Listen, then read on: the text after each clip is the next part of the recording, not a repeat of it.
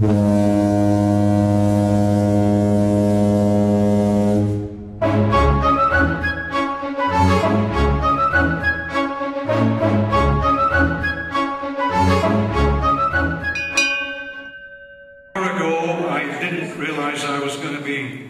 after this meeting, but when the suggestion was made that who was going to do it, everybody else ran out of the room and left me there. So here I am. If you don't know me, my name is Colin Palmer. I'm the chair of the Powell River Regional Board, and this issue for this community is obviously very serious. There was a meeting at 5 o'clock tonight with community leaders and stakeholders who had an hour and 45 minutes with these two gentlemen, and now you're here today for the public part of this situation. It's my pleasure tonight to introduce to you the two people who are the Commission, Gordon Macatee on my right, and Sheldon Stoylan on his right. And these two gentlemen are the Commission for the BC Ferries. And what they want to do tonight is to get as much information from you about your circumstances or people you know regarding ferries and the effects that they're having on your lives. And my purpose is to make sure this meeting finishes at 10 o'clock and that in that time period that you all get a chance, as many of you as possible anyway, get a chance to make your points. I'm going to be a bit miserable with people who go on and on and on. It's not fair to the other people who are waiting to speak. So I want you to make your points and let the commissioners hear it and then move on from there. So if you've got 2 points you want to make, that would be great. If you've got 5, well, okay, the rest of us might not be too thrilled about that. Once the Commissioner has made his comments, his assistant, Don, is going to be handing out some numbered tickets. So instead of you having to line up at these microphones, just put your hand up. He will give you a ticket. Number 1 obviously speaks first, and we carry on from there. So you don't have to line up at those mics. You'll know, a bit like when you go to the hospital to have the blood tests, pick up a ticket, you know. It's a new one on me. I've never done it before, but we'll try. So enough about me. Gordon Macatee, welcome to Powell River, and please carry on.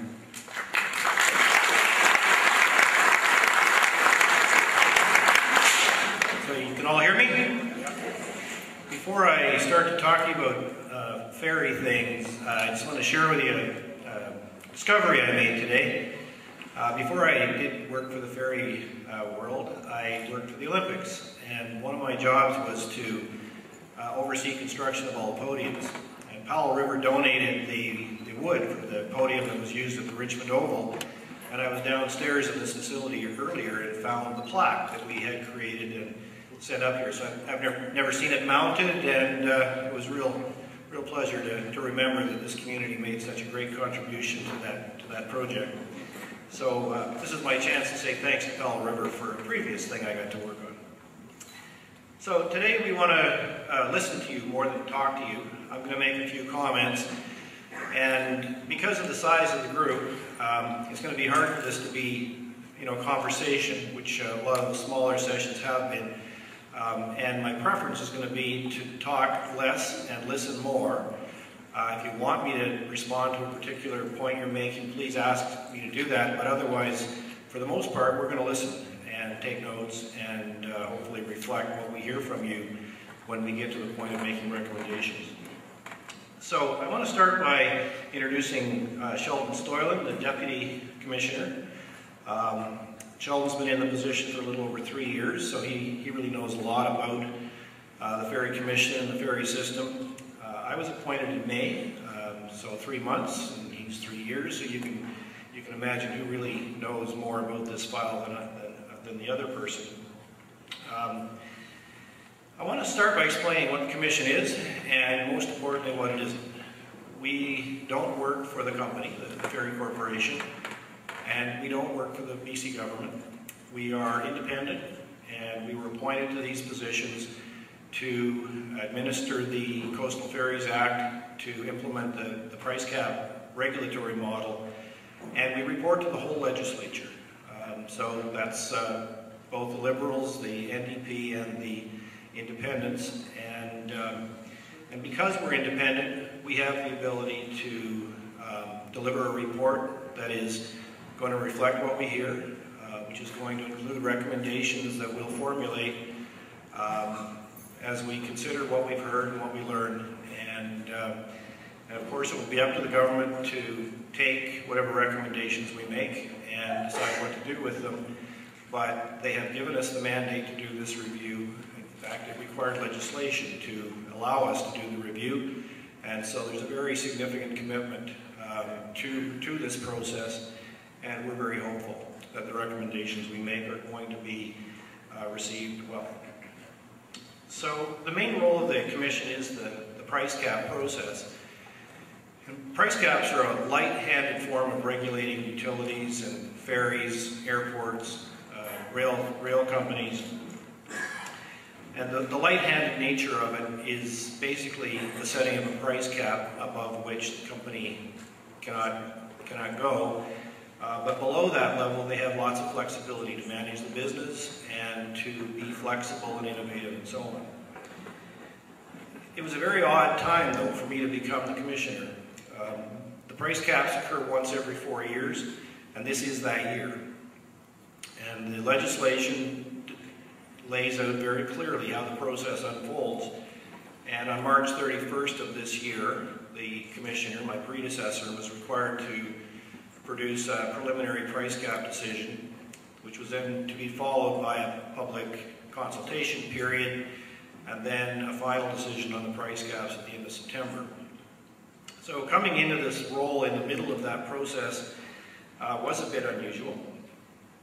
The Act is very prescriptive in terms of how the price cap is determined, and it's based on the company providing its cost projections for the next 4-year period, its ridership projections, its capital plans, and then there's a provision in the Act for the calculation of a return on equity allowance for the company.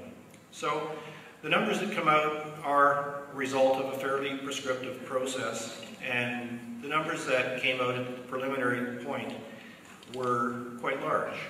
8.23% for the north and minor routes per year, and 4.12% for the majors.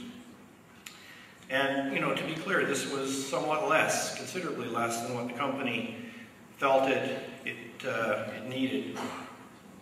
So when I arrived in the position, we were at the stage of receiving public input, and the public input was very, very loud and, you know, very clear. These numbers are very large. People are very, very concerned about the magnitude of the potential increases, and so we were, you know, reflecting on what we should be thinking and doing based on what we were hearing. In 2010, something significant changed in terms of the work that the Commission does. A bill was passed in the legislature which added... Do we all need to run outside? Somebody's phone. A bill was passed in the legislature that added a new requirement to the Commission's work that required us to consider the interests of ferry users. And that requirement wasn't defined. So as we looked at the Act, which, as I've already said, is very prescriptive, doesn't allow for a lot of latitude or independent sort of decisions. It's a formula that's followed. We weren't really very clear on, after considering those interests, what we could do, other than to produce the numbers that would come out. And because we were in this process and we're faced with making a decision that would stand for 4 years, we felt we needed to get some direction from government. What did it mean? What is it defined to be, this idea of considering the interests of ferry users? What tools do we have to implement whatever consideration we have come up with. And so we felt it was quite urgent that we get that direction before we had to make that final decision. So on the 13th of May, we wrote to the Minister of Transportation and asked, first of all, for clarification about that requirement, and we also asked then for some clarification around some 20 plus aspects of the legislation that would give us guidance on how we could act after we had considered those interests. So the Minister wrote back to us very quickly and agreed to that a review is appropriate. But in order to give us the mandate to do this, they had to pass legislation. Bill 14 was introduced and passed this spring, and it gave us the mandate, and more importantly, it gave us some breathing time. What we didn't want was to do a review that would come out with recommendations after the 4-year decision had been made. And so the government imposed the first year of the price cap decision, and we'll then come back in and make the remaining 3-year decision, but with the benefit of the review and the possibility that the legislation may be adjusted to give us more tools or to give more clarity to what's expected. So the bill passed on the 1st of June. Sheldon and I had our first public meeting on the 6th of June, so we've been getting busy quickly. We've been up and down the Central Coast and the North Coast, out to Haida Gwaii. We visited the north end of Vancouver Island, and we decided to focus on those areas first to ensure that we wouldn't have weather issues that would prevent us from getting to those communities later in the fall. So we're now at the stage of starting our visits to the southern communities. We were in Gibson's yesterday, and we're here, so these are the first 2 communities on our southern excursion. We have 2 streams to this review that we're doing. The first is these public consultations. At this point, we've probably had something like 30 to 35 sessions with people who live in ferry-dependent communities, with regional governments and local government, and many other groups that have asked to talk to us. We'll continue these meetings through probably the middle of October. And at the same time, we've also engaged an international expert on the subject of price caps and the regulation of ferry systems. And what we want them to do is compare our price cap model with models that are in place elsewhere, to tell us what other people have discovered that makes their systems work better, that better address the needs of the people that use their systems. And so, for example, we'll be looking at the Washington ferry system, the Laston system, the Atlantic Canadian, Scotland, and the Australian ferry governance models. And as well, we'll be looking at price cap models that are used for rail in the UK, for example, and airport administration in other parts of the world. So we want to learn, the best that's out there. And after we've heard from those expert folks, we're going to then lay over top of that what we hear from the people who live in British Columbia, use the ferry system, and understand better than anyone how it works, how it affects you as individuals, and how it affects your communities. So we're going to be looking at a number of things. I'm going to mention at least a few of them quickly. The first thing we want to do is define this idea of consideration of ferry users' interests. And we think it's a 3-part question. The first part of the question is, who are the ferry users? And, there's a narrow view that is the people who actually ride on ferries.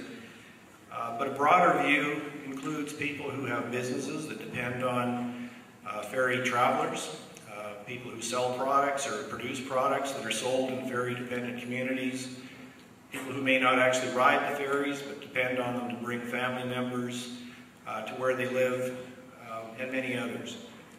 So it's a very important question. Is this a wide or a narrow definition of who is the user? Second part of the question is, what are the user's interests? And what we've heard very clearly is there's a very significant interest around affordability and predictability of the fares. But we've also heard a lot about the importance of the commitment of the company to the sort of the economic well-being of communities, the businesses that depend on ferry traffic, and the importance of schedules and the linking of ferry schedules with airlines and other ferry systems and even other ferry routes within the BC system. So, the second part is we want to define the interest. And then the last, and for us at least, the important piece is, what does it mean to consider something? Does it mean, think about it? Does it mean advance notification? Does it mean consultation? Does it mean something even, more than that? And how and who should decide what level of consideration is necessary or appropriate in any given circumstance. We also want to try to define the ideas of reasonableness and affordability. Again, we've heard lots and lots of comments about the unaffordability of current fares in many areas and on many routes. Very few people have suggested that ferries should be free. So where is the affordable, reasonable place? How do you calculate it? And how do you know you continue to be there over time? We want to define financial sustainability for the operator. It's the overriding principle in the legislation right now, and again, it's not well defined, and a better understanding of what it is and how we apply it will certainly help us to do this job better. The Act has presently got 6 overriding principles, and they are that priority be given to the financial sustainability of the company, that the company take a commercial approach to its operations, that the company seek out alternate service providers, that it minimize its expenses, that it undertake to eliminate cross-subsidization between route groups, and that a user pay principle be applied. So part of our question and something that we're interested in hearing from you on is, are those the right principles? Are they accomplishing what the ferry system needs to accomplish? And if the answer isn't yes, then what do you need? How should they be changed? What additional principles might need to be considered to deliver what you need from your ferry service? We want to look into whether the company is sufficiently accountable for serving its customers well. Does the company behave in a business-like manner as is suggested through those principles I just mentioned? Does the company consult and communicate effectively with its communities and with its riders? Does it contribute in a positive way to the economic well-being of the communities that it serves? So, these are some of the kinds of questions that we're asking and that we want to hear from people on, and there are many others that we certainly welcome. We plan to post a number of discussion topics on our website, which will kind of frame the issues that I've just been discussing and invite people to comment. I urge you to visit our website. It's bcferrycommission.com, and comment as often as you wish. Don't feel like you only get one crack at this. We'd like to hear from you on any and all topics that you feel that you'd like to contribute.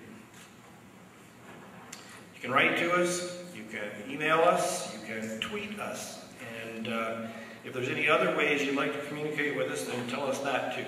But we definitely want to hear from you. If anybody tonight brought written notes or submissions, I'd like to make sure you drop them off. Don is in the front. He's going to be moving around in a few minutes, so if you have anything you'd like to get to us, he'll pick them up from you. The end product is going to be a set of recommendations to the Minister around potential changes to the Ferries Act. It's up to government, of course, to decide what legislation and whether they will accept, any or all of our recommendations.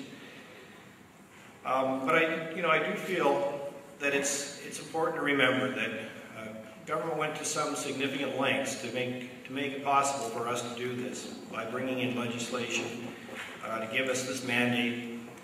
The minister has been very sincere, very interested, and very supportive in having us do this work. We realize that there are challenges. We realize that there are costs rising in the ferry system, and we realize there are constraints in government around, dollars and resources, and that it's a tough economy. But we also realize that people who live in communities like this one really utterly depend on the ferry service, and that we need to find, a model that serves you well. We're looking for solutions. When we get to the end, we need to make recommendations. So I invite you to tell us your concerns, but if you can, tell us what you think the solution may be too. This is a unique opportunity. Governments don't review their legislation that often. This is, we're 8 years now since the Coastal Ferries Act was written. I think it's a very appropriate time to be reviewing the Act, but I suspect it'll be a while before it gets done again. So we need to seize the opportunity. I urge you to step up and tell us what you think. Ask questions if you wish, but do try to help us find solutions. I think it's going to require some serious thought, some creativity, and maybe some thinking outside the ferry.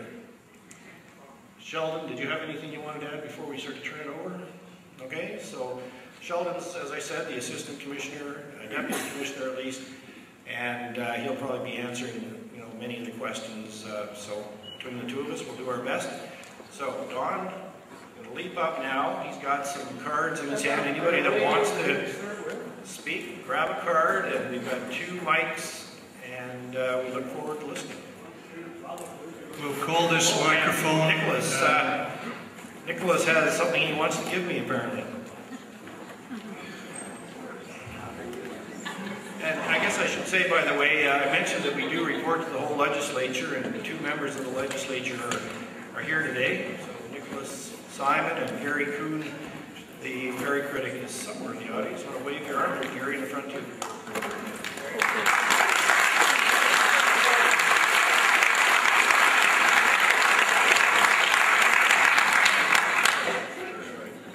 I just want to quickly say thank you very much to the Commission for making the trip.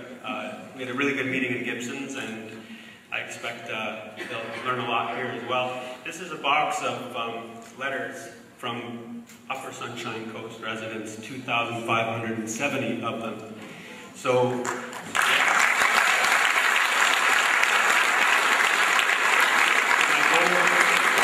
summarize them. Maggie and the volunteers at the office are also here. Thank them. We're going to summarize that and offer them as a written submission, which everyone has the ability to do. I just want to say that the Commission is here because of communities like Powell River and the Lower Sunshine Coast that kept urging, through me and through letters and through petitions, and to get the government to do what they said they were hoping to do in 2003, and that was to bring stability and fair ferries. So this is a good day. This is an opportunity to make some positive contributions, and I just want to say thank you, and thank you all for taking a beautiful summer evening to come here. So I hope you enjoy the meeting.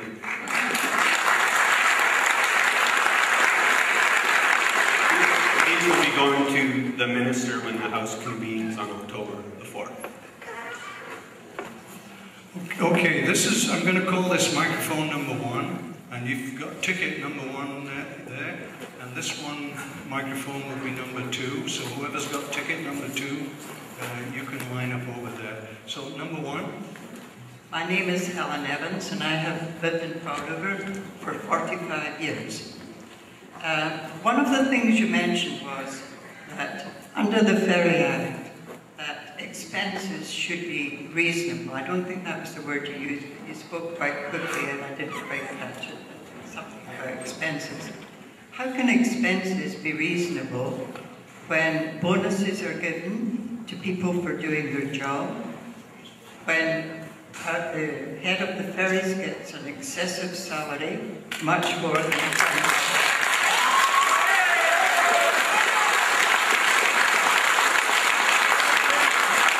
he's getting an absolutely ridiculous pension, $300,000 a year. And by making it under the Ferry Act a sort of semi-private company, you have to pay HST on the fuel, and that must be tremendous. One of the things I would suggest that the only way we're going to, and another thing, we have 2 commissioners, plus we're going to have a person traveling here, there and everywhere to tell us what we already know, that we're paying far too much. The only thing I would suggest that would help us here is for the Ferry Act to be dissolved and back to your corporation.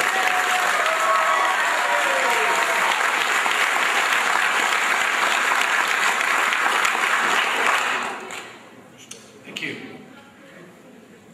Okay, the Commissioner's listening. He's making the point. We had a meeting earlier on, and he's making notes, and they're not ignoring those points just being made. Number 2.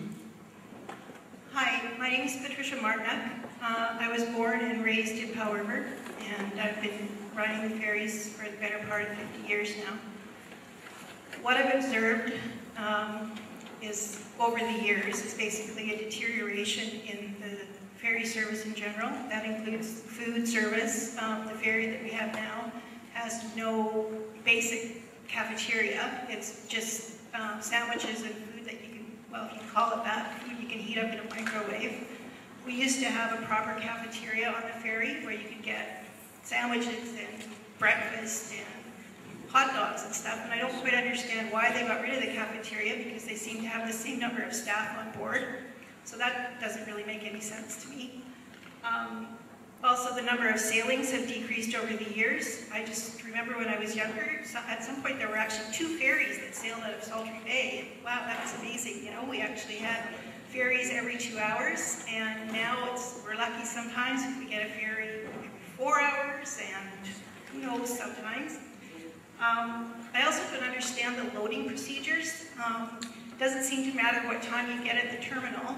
You're loaded onto the ferry, and then you can be put anywhere, and then you'll get off long after cars that arrive after you get off, and that can make a difference as to what time you arrive at Langdale, and that might make a difference as to whether or not you get on the ferry at Langdale, and that doesn't seem to make any sense to me, because I can't understand how a difference between a car and a car affects the weight distribution.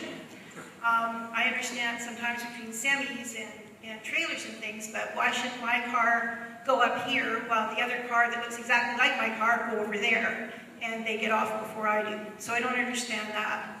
I also don't understand why they can't put some kind of an assured loading thing, or a preferred loading, not even preferred, but a Powell River loading lane at Horseshoe Bay.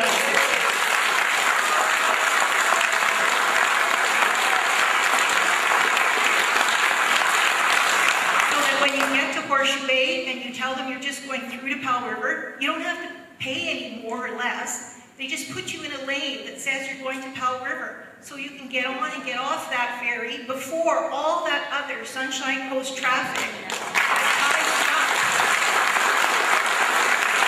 We just want to drive through to Earl's Cove. We don't want to stop. We don't want to go anywhere. We don't want to be behind 55 RVs that are stopping on the Sunshine Coast.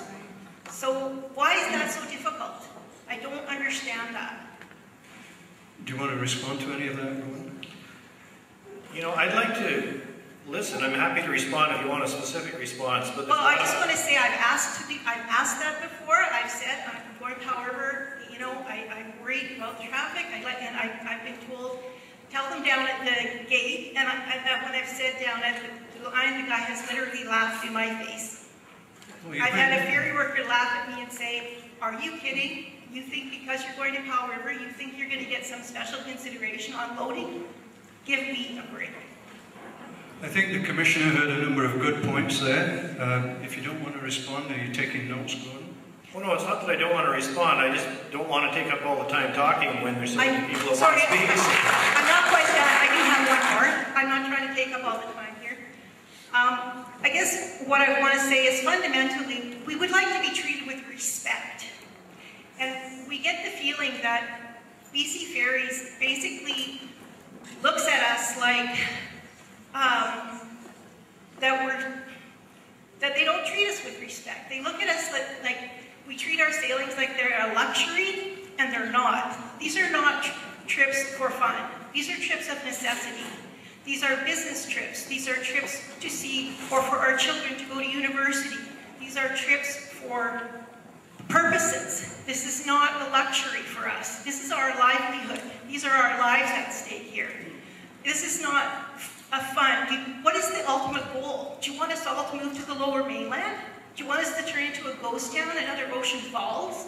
Because by continually driving up the price and driving up the price and driving up the price, what BC Ferries is saying to us is, we don't care about you.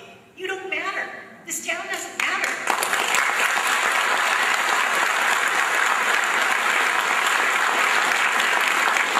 And we don't want to become a ghost town. But what else are we to think when it now costs basically $150 return to go to Vancouver? And it wasn't that long ago when a single car and a driver was around 30 bucks. And I'm not that old.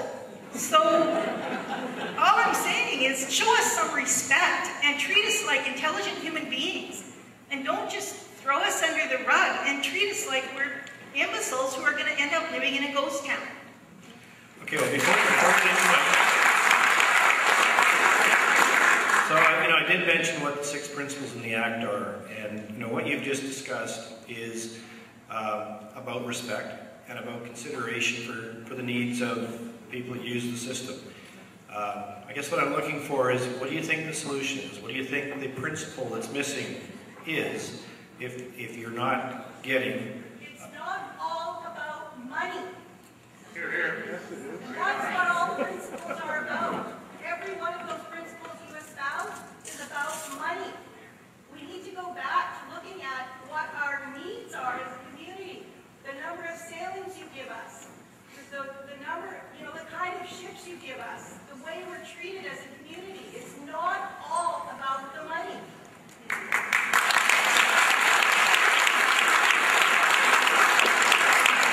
Just to make the point, the Commissioner is not espousing the legislation, it's the government. Number 3. Hello, my name is Terry Glenn. I moved here about 6 years, and coming to Powell River, I thought, wow, what a beautiful place it is, and this is where I want to retire.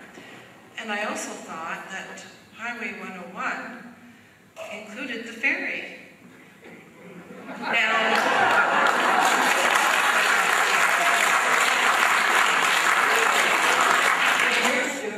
I know it says on the ferry when they have those little brochures, but, I know I'm blonde, but I used to have dark roots. So, can you explain that to me? Nobody on the Vancouver Island has to pay to, ride up and down their highway. Why do we? So is your point, just so I'm clear though, is your point... But what I would like, and because of this meeting tonight, I want to offer a solution. Okay. Why don't you put residence cards with people's pictures on them so that they know that they live in Powell River and that they can travel at a special rate? Like when I first came here, I thought, well, 40 bucks wasn't bad. So what do you think of that? It's a suggestion. They have their Coast Saver cards, which do provide some discounts. So talk to me about that.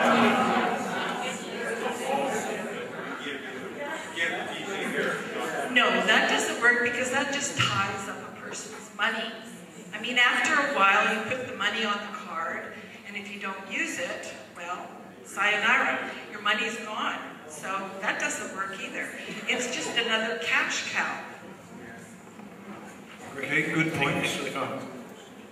Okay, number Thank you. 4, I think we're looking up to now. Trish Cox-Edge.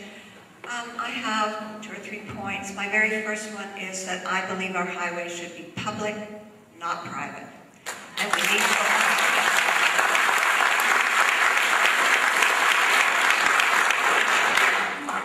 I'm in Powell River now, but this morning at 9 o'clock I was in Abbotsford, and I traveled from there to here without stopping for anything but the ferries, and arrived here at 6 o'clock.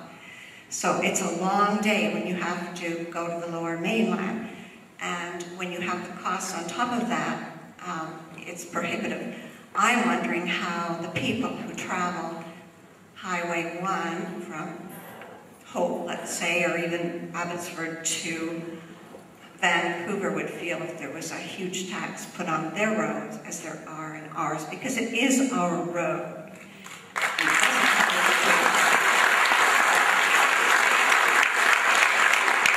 My final point is actually a question. I've often wondered this, so I thought this was the time to ask it. I know there are a large number of people who live here who have to travel to Vancouver or to Parksville or Courtenay or wherever, Victoria, for medical treatment. And they get free passes as long as they're not traveling with an RV and a boat on the back. So I would like to know, do you look into, does somebody understand how much money for medical travel comes back to the taxpayer, and how that relates to the lack of medical professionals in our community? What's the tie between the health advisory and the ferries and the travel? Okay, well, my understanding is that the passes that you're referring to, the TAP, are provided by the Ministry of Health to people, and that the person that received the form submits it to Ferries, and Ferries is paid by the Ministry of Health for the travel.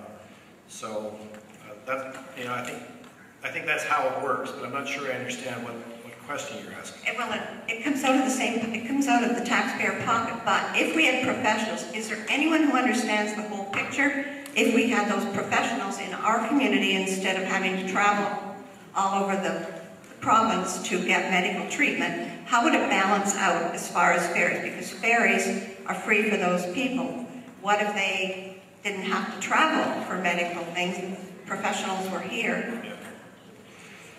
Well, I mean, you're asking a very complicated health sector question. And I have a bit of experience in the health sector. It's difficult to get health professionals into a lot of communities, not just ferry-dependent ones. It's partly based on, the ability of the specialist physician to have enough volume of business to achieve their income targets. But it's not a unique problem to your community, it's certainly not an issue that's a BC Ferry Corporation or Coastal Ferries Act issue that I think I could address through this process. Okay, but is there a way to find that information out? What's the comparison? Well, the Ministry of Health can provide you with lots of information about how that program works, how much they put into it each year, what the rules are and the eligibility and so on. I don't know that information off the top of my head, so but I'm sure you can get it. Number 5. Hello, my name is Janice Holford. I own Heather Tours. I have a 23-foot bus, and I take primarily seniors to Vancouver Island and the Lower Mainland on tours. And when I started my business 7 years ago, I paid $57.80 for my bus. I now pay $102.35, which is an increase of 71% in 7 years. I had a couple of suggestions. Number 1 is why does BC Ferries run a travel agency in the most expensive square foot per building in all of Vancouver?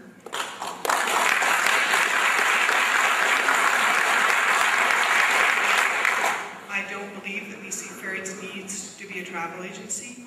I think that we should get down to basics. You mentioned the word users. I find that word very hard. When, in 2003, even before I purchased my business, I remember we used to be passengers. Then we became customers when the Coastal Ferry Act, and I kind of got a bit worried then. And now you're saying we're users. We are passengers. We are using this as our highway. I believe the Coastal Ferry Act should be repealed, and it should be returned back.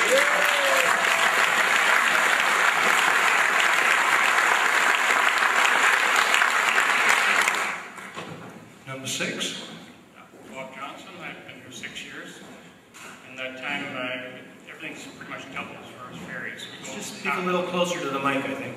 We go half as many times now because we just can't afford it.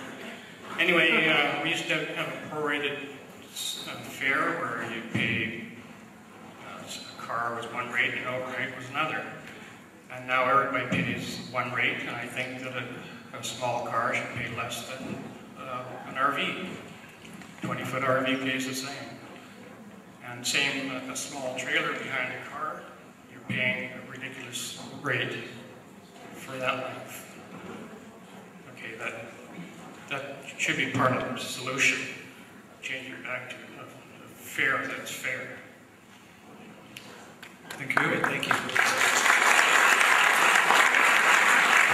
Number 7. My name's Dino Charniello. I've lived here most of my life. The other speaker over there, he is wrong on his A little closer to the mic again. The other speaker is wrong on his prices, and I'll tell you why in a minute. I'm a group of 5 guys that go moose hunting every year for the last, 15, 20 years. Between the 5 of us, we spend in excess of $5,000 a year between ferries, gas, hotels, food, accommodations, and whatever. Well, last year, our ferry rate for 5 of us, 2 trucks, 2 trailers, and that is when they changed the way they charge us. They did away with the overheight, and it just had a certain charge. They charged everybody overheight. For 5 of us, 2 vehicles and 2 trailers, was $525.79. The previous year, the same 5 guys, same trucks, same trailers, was $265. That is a tremendous amount. This letter was written by my partner. He gave it to Bill Cripps last year after we come back from hunting. We submitted it to Shirley Bond. We've never heard her respond. I will give you his letter that we wrote. Please do. Yep. The other one is, we have a saying here, first on, last off at BC Ferries, like the number 2 speaker has said. And when you go to a ferry, you just want to get on. I've been left behind numerous times, like I'm sure most of other people have. But when you're going to Vancouver and you got an appointment, you cannot afford to miss your connection. And when you get there 40 minutes early, because that's what they want you to do, and then you're last off because they put you upstairs instead of on the bottom, that's not showing no respect for your customers. Thank you.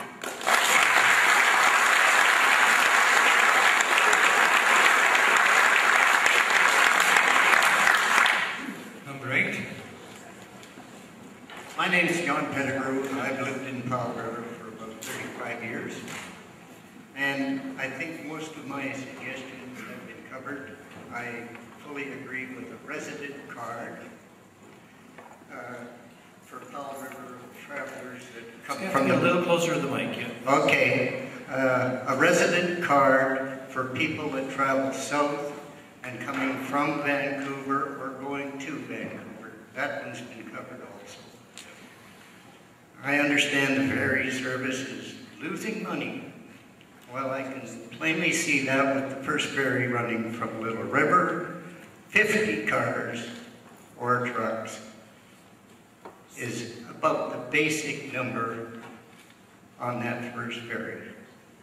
And even the truck drivers complain they got to get up too early. So my suggestion is that they should go back and switch it all back. Powell River first. It's our ferry.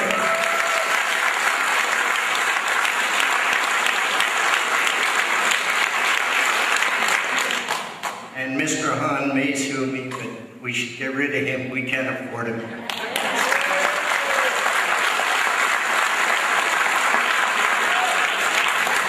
Number 9.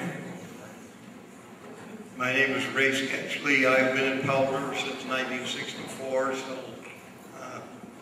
I think the first time I came up here it was only about $2 to get on the ferry. 9 years ago, my wife and I bought a pickup and fifth wheel trailer, and the first trip out cost us $77. We went out 2 weeks ago, and it cost us $190. Now, a little while ago, they changed the way they charge on the ferries. Cars and oversized vehicles pay the same rate if you're up to 20 feet. My truck and trailer is 42 feet. Now, I can go down there with my truck, and I pay less than $50. But when I put the other 22 feet on of that trailer, it goes up 300%. Now,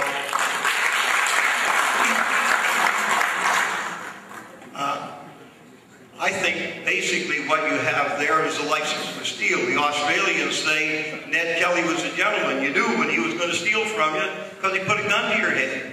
You guys do it a lot more subtle than that.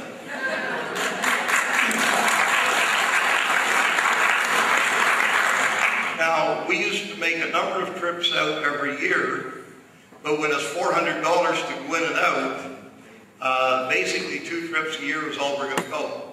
I traveled up to Castlegar, where my daughter lives. It cost me $10 more for gas to travel from Powell River to Castlegar than it did for the ferry fare to get to Horseshoe Bay.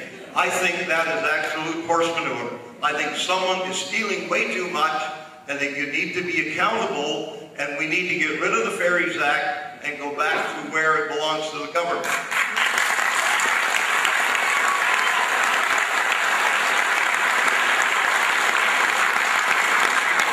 I have one question for you.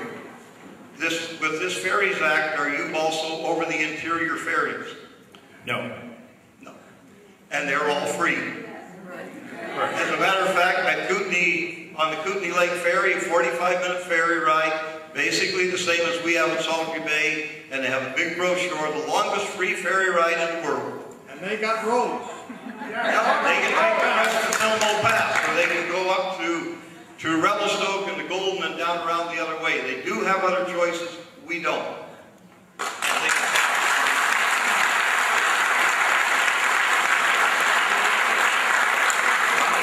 You've always been willing to take the taxes that's come out of Powell River, and Powell River has paid one hell of a pile of taxes in the 40-odd years that I've been here. I think it's time that we started being treated like human beings instead of subhumans. Thank you.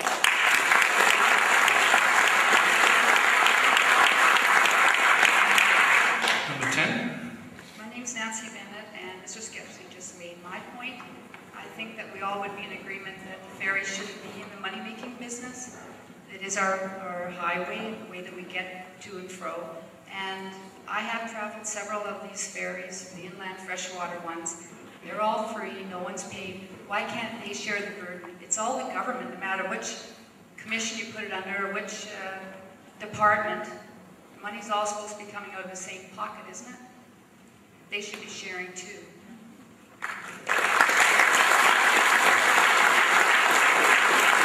Number 11. My name is Jack. I don't think there's anything that's going to be said here tonight that hasn't been said 100, 1,000 times. But who's listening? I don't envy either one of you, your position. But you spent 25 minutes out of a 2-hour session telling us something that we couldn't care less about.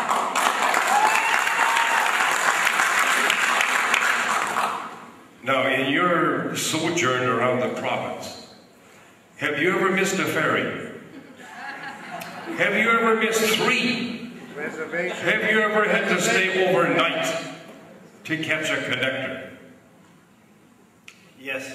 I doubt it. Anyway, Ray Sketchley touched on this. It is our taxpayers' money that is going in to provide the service for everything we have in British Columbia, including the interior ferries. We are bombarded weekly with our local paper on how much we are losing on our runs. Not one word about how much profit or loss you are making on the interior ferries. Is it a profit position there? I don't think so. The Kootenai Bay Ferry got a state-of-the-art ferry. 45-minute run, I forget how many cars it takes, but it's a state-of-the-art ferry, brand new. And they advertise in the summer, due to the heavy traffic, they will put on a second ferry, free.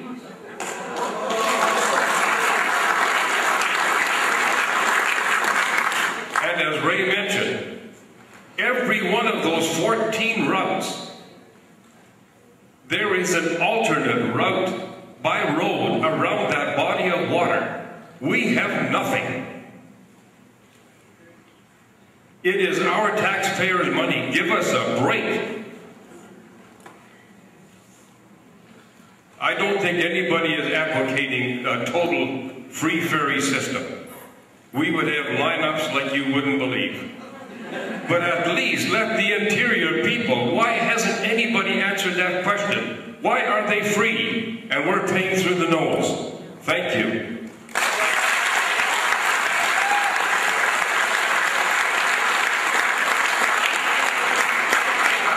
Colin, maybe I'll just respond a little bit to a couple of things. I want to be clear. Sheldon and I are the regulator of the Coastal Ferries Act. We don't run the company, we don't make the government policy. And I don't think you've seen, commissioners out visiting you that often. In fact, I'm fairly sure it hasn't happened very often at all.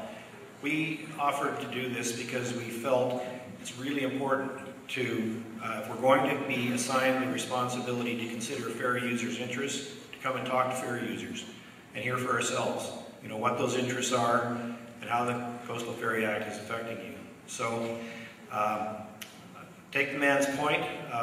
If my comments were things he already knew, I just want to, say, though, if we don't come, we don't get to hear. And we appreciate the opportunity to listen to you today.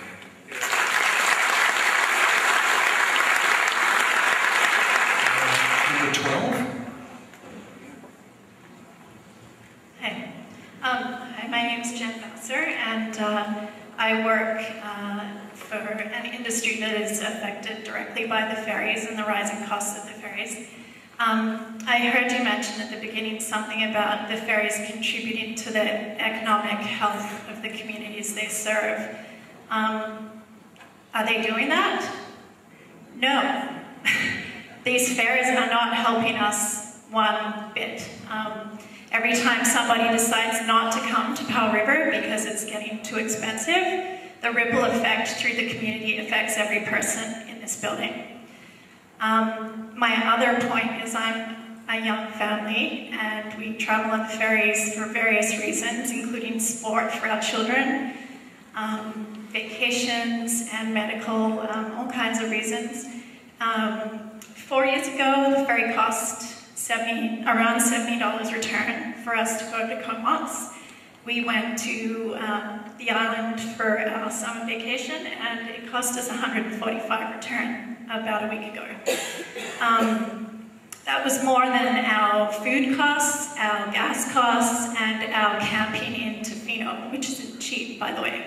So just the impact on young families is huge here, and I'd like to speak on behalf of those young families that it's just getting cost prohibitive for us to exist. So anyway, my thinking outside of the box is the most ridiculous and demeaning thing I've heard from the ferry in the media is that the issues they're having with their bottom line and with the traffic and low ridership, is that they're having these problems because of low ridership. The low ridership is because the fares are too high.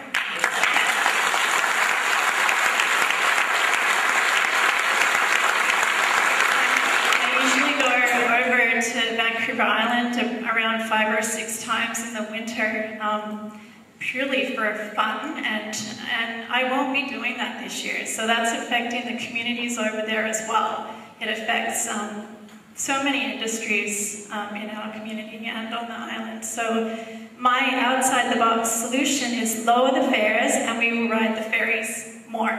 Thank you.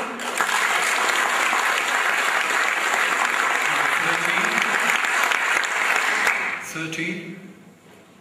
Thank you, number 13. My name is Daniel. I'm born and raised in Powell River. I actually worked for the ferries this summer, and I deliberately, very consciously came here because I knew I could provide information and talk about things that people might not otherwise know about. So I worked for the summer. I also worked for the ferries 3 years ago as a casual employee. And if you want to talk about the hard line, the bottom line, here's an example. Last time I worked there, you had a logbook, you recorded your information. Now we have 7 logbooks. And in all these logbooks, we record all the same information, and then we fire it off to paper pushers and never hear anything anymore. And we have a manager who isn't a bad person, but for the last month that I worked there, I didn't see a single time, because she only works for a few hours in the morning and then it's finished. And she gets paid triple or 4 times what I would be paid throughout the entire year. And it shocks me, and I know the loading procedures, I know how we do things and why we do things. There is no reason why we can't put people who are traveling for medical reasons at the front of the boat. And a lot of these people, increasingly, when I'm working at the till, are missing their medical appointments because the boat is continuously running late. And I'm writing in my logbook how many times that boat is late, and it's more and more often. And I would be curious, it's curious to know if we look at previous oil crisis in the 70s when oil was expensive and the economy was crap. And we look at the fares and the percentage of changes and all that, how much are we paying now with all the same circumstances going on? And I think most of the money is disappearing towards the management. And we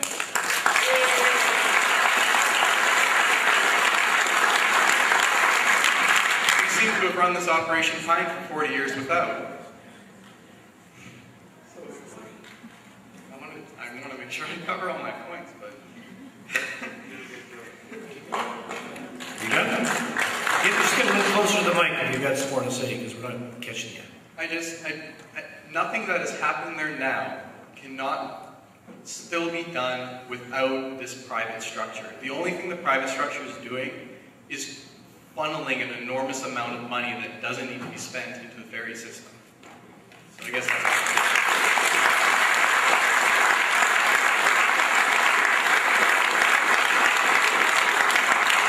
Number 14.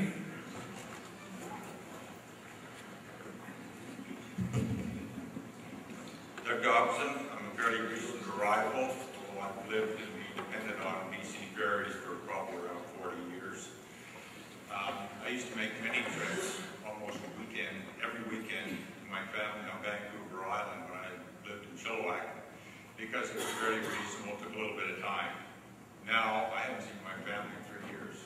They haven't come to visit me because it's just too damn expensive and too damn inconvenient. I've lived on the Gulf Islands, so it's the same sort of thing, except it takes a little longer to get to some of the Gulf Islands. I do appreciate your coming, unlike the other fellow. You mentioned one thing that struck me.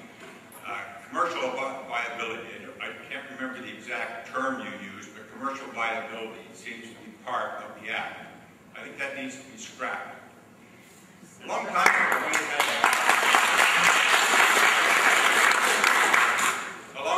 ago, we had a rural-based premier by the name of Wacky Bennett.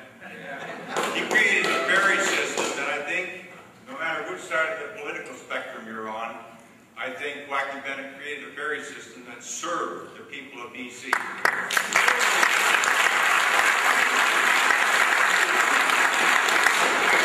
Now we have a ferry system which commercial viability, which will never work because we could never afford it. We bought a bunch of ferries built in Germany, which are supposed to be 30% more efficient, and in fact are 30% less efficient from my understanding. So there was a bit of a waste there. I don't know whether we paid the HST on those or not. I think it was waived. In any case, my main point is the commercial viability should be taken right the heck out of the BC Ferries Act. In fact,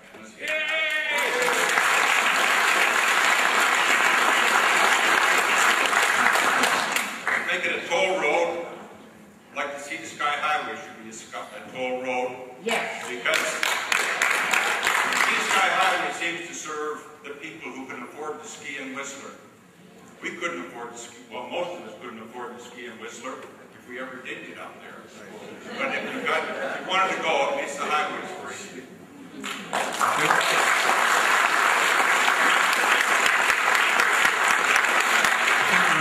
Number 15, if my math is still working. Evening, Colin. Hi. I'm Rob Tremblay. I own TMS Moving. So I guess you guys can well imagine my love for BC. A little closer to the mic. Speak closer. I guess you guys can well imagine my love for BC Ferries and the stories that I could tell you. But my first conversation with the Commission's office was in 2004 and 2005, 2006. By the time I got to 2008, the Commissioner, he made a comment that kind of changed the whole way that I figured there's no sense complaining anymore. I'm going to ask you just a couple simple questions. You can just reply to them presently with a yes. The 2003 Ferry Act, that's your sole purpose to enforce, correct? Yep. The sole purpose of the Ferry Act is to divide up the routes, make them for sale, correct? You told me what the answers are going to be, but I'm not sure I can... I'm asking you if you're aware or if you believe that that's the Commissioner's responsibility. Because I'd like to read a portion of the Act. This is Act Part 69.1. In each performance term of the Coastal Ferry Service contract, the ferry operator must, in accordance with the plan, be prepared by under subsection 2 in relation to the performance term, seek additional or alternative service providers. So there's more to that. But it basically implies that the Act and BC Ferries, their whole purpose is to run the ferries as they are, but ultimately divide each route, make each route profitable enough for sale. It's in the Act. Yeah, I mean, I don't interpret it the way you seem to, but go ahead, finish your point. Now, the ferry operator must provide, under each performance term, a plan to your office how they're going to go about this. They provide that plan? It's a must. Yes, yes. Can I provide a plan? Yes. So, can I respond? Your whole purpose here, gas caps, you can talk about them, but the Commissioner's office is to enforce the Act, period. Right. All you can do is make recommendations. No. This is a review where we're going to be making recommendations. That's but you still must follow the Act. Right, correct. The Act implies that BC Ferries must subdivide up the routes. Now, BC Ferries has not I'll get right to it, Paul. BC Ferries, they have submitted plans to you. I haven't seen any improvements. I have not seen a for sale sign. BC Ferries is not running it very well here. They should really try to sell it if they can't run it. And your office, by accordance of the Act, should be enforcing them upon the plan that they submit. I've submitted these questions to you, to the gentleman that's walking around, and I wouldn't mind an answer directly by email or by written terms. I'm easy either way. Okay. Could I respond, please? Are you Mr. Trombley? Yes. Okay, I've got your letter here. You are referring to Section 69 in the Act. Correct. But you are referring to the old Section 69, which was amended last year under Bill 20. This is the Act posted by the government. Well, whatever you were looking at, sir, is not up to date. That section has been amended such that there is no longer a requirement for BC Ferries to submit a plan to the Commissioner for an alternative service provider. That used to be the case in the first performance term and up to last year. It is no longer the case. They are not required to submit a plan unless the Commission requests them to do so. And have you? No, we have not. Why not? Well, we've been kind of busy on this review and preliminary price cap. Let's back up the bus a couple of inches. The alternate service provision, I want to explain it. I'm not trying to defend it or justify it. Let's just start by explaining it. The intention was to encourage the company to seek alternate service providers, to introduce competition and to create, behavior that is, business-like, that's customer-focused, and that creates alternatives. Now, we haven't seen any successful alternate service provision completed. And one of the reasons we're doing the review is to ask, why is that? Is it a good idea? If it is a good idea, and 8 years later, we haven't seen alternate service delivery emerge, why is that? What's wrong with the way the thing is constructed? Is there a solution that would result in what you're suggesting? We can ask them for plans, and we have plans that they've submitted in the past, but those plans haven't produced results. So what's the reason? Because they lose money. Sorry, it's over to you now. Thank you. Okay, thank you. Well, Mr. Trombley, I will respond to you in writing, and I will give you the link to the current Section 69. Yeah, lots of thought-provoking comments and suggestions, so this is good. My math's gone wrong. What number are we up to? 15? 16? 16. Okay. It's your fault, Rob. Okay, 16. Okay, thank you. A little closer to the mic. My name is Frank Ullman. I live actually on the island in Parksville. My job takes me through over 22 different ferry routes. So I have a great deal of experience these days with ferries. Just a couple of points I want to make.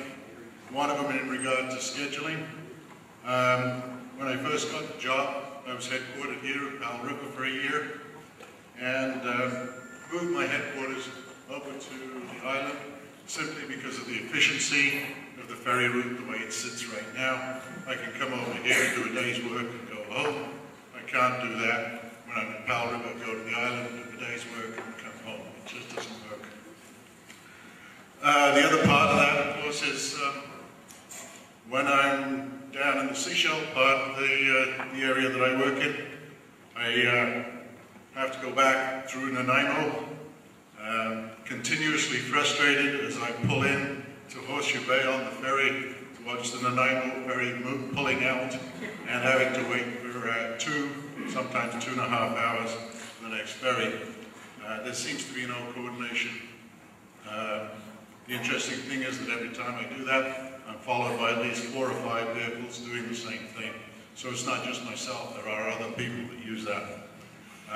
The most compelling example of that is there's a chemical plant in Nanaimo. There's a B train goes every day, has to sit at Horseshoe Bay for 2 hours while it's waiting for a ferry to go to Port Melbourne. So, ferry schedules just aren't working in a number of different places. That should really be looked at. The other thing is I'm retiring in December. My children live on the mainland. They used to come over 3 or 4 times a year, bringing their kids, so my grandchildren would visit, and they'd have a good time on the beach and all those things. That is no longer really possible. They came once this year, and as a result of that, and also the cost of traveling backwards and forwards to see my family all the time, when I retire, I will be selling my house in Parksville and moving over to the Fraser Valley to Chilliwack so that I can spend time with my family. Again, the point was made earlier, the costs are getting to the point where the ridership is dropping. It has nothing to do with the economics, it has nothing to do with the draw of the American dollar, it has everything to do with the fact that the price of ferries out of the race is and if the ferries are supposed to make money under the Act, then I'm afraid the Act isn't working for the people. It's as simple as that.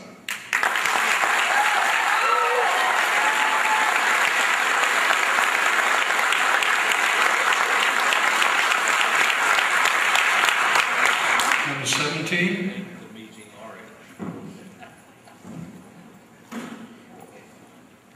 Hi, I'm Ed.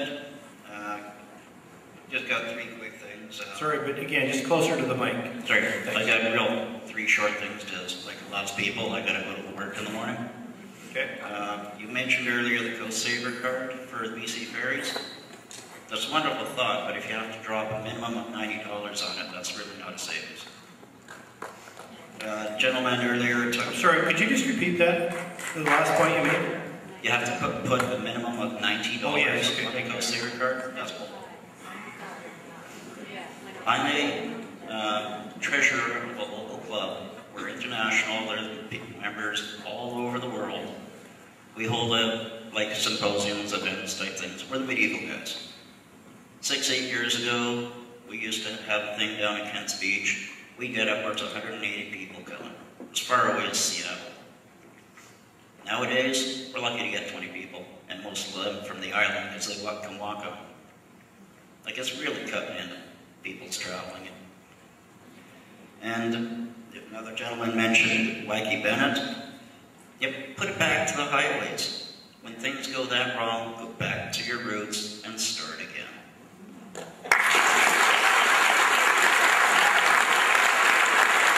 The Coastal Ferries Act has to be totally revamped, or better still, repealed.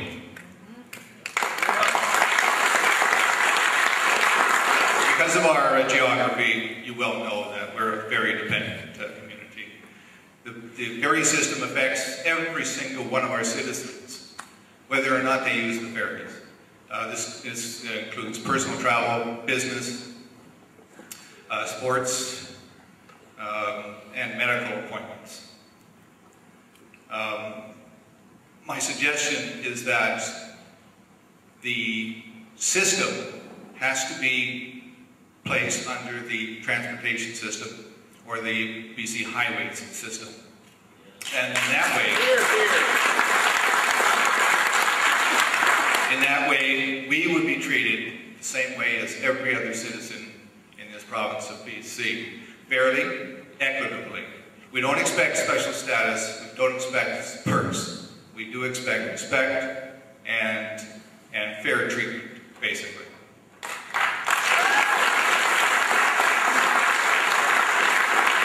I was interested when you talked about the principles, and I would suggest that when you provide some sort of performance review, that you develop criteria. And the criteria for the ferry system, I would suggest, the ferry system should be safe, reliable, efficient, accessible, convenient, affordable, and I'll add one more, accountable. Because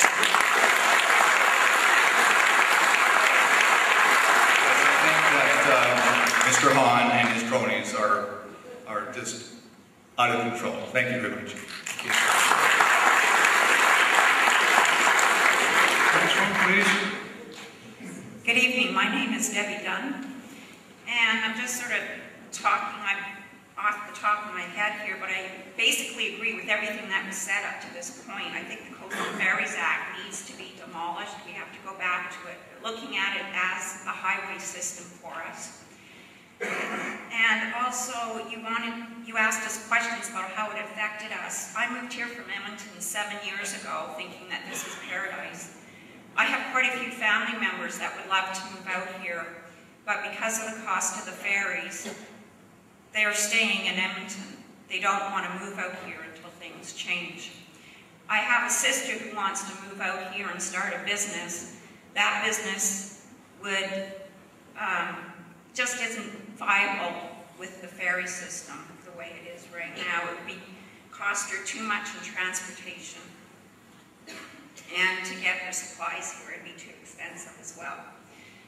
Family visiting is ground to a halt as far as my family coming to visit me. I've been going to visit them, and it's almost more beneficial for me just to fly out of Comox than it is to take the ferries.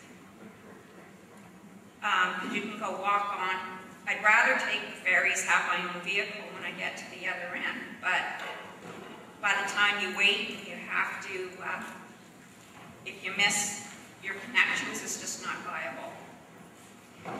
I know a lot of businesses in town are having a hard time finding new employees because their family is back in the Lower Mainland, and to go back and visit with grandparents or aunts and uncles, it's just not cost effective. So they'd rather find a lower paying job in the Lower Mainland than to come up here to Powell River.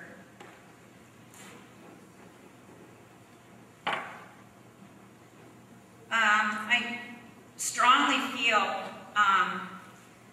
that it is our highway system and that we are being taxed by user base while other people in the interior, like was previously said, it's just being paid out of their tax dollars, which everyone's paying for, including us. So I feel like we're not being treated like an equal member of this province. A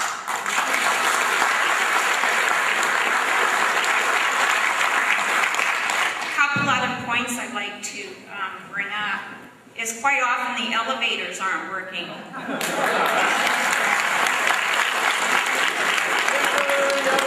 We have people who cannot walk up those stairs, and more we're becoming a community of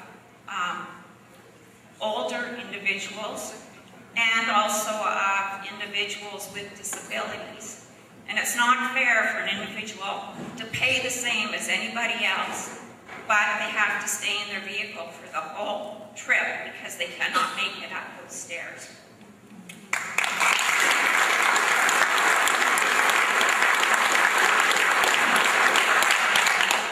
They've also put porta potties onto the lower levels when that does occur, but they're not the most convenient to use, especially if you're in a walker or a wheelchair.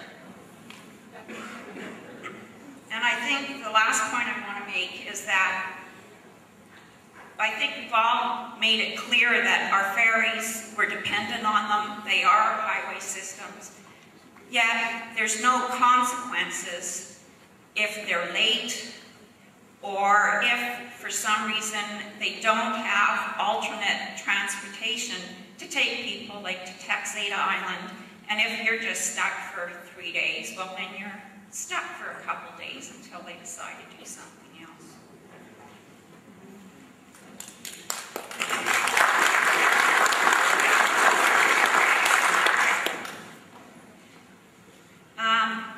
You asked for our suggestions at the beginning of the night, but unfortunately my suggestion is just to get rid of the Ferries Act, so therefore any suggestions on how to change the way the ferries are presently operating are really mute. So that's basically my point, that I figure that it's a waste of time to make any suggestions on how to change our present system. We just have to change the system.